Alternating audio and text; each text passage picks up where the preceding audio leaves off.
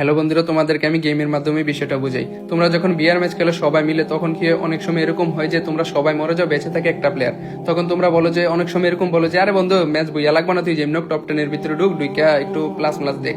তখন তোমার বন্ধু এত একটা সিরিয়াসলি নেয় না, কি করে টপ 10 এর ভিতরে ঢুকে ফাইট করে এমনিতেই মরে টরে যায়, লোড বক্স হয়ে যায়।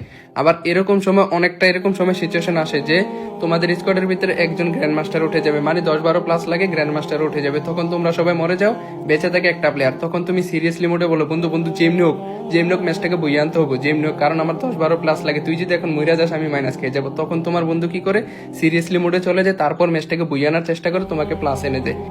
এখানে চাওয়ার ধরন দেখে বোঝা যাচ্ছে কার জিনিসটা কত পরিমাণে দরকার, মানে এখানে চাওয়ার ধরনটাই বোঝা যাচ্ছে যে ওর এই জিনিসটা কত প্রয়োজন।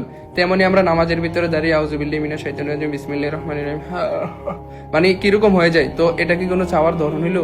মানে এটা কোনো চাওয়ার ইয়ে হইলো?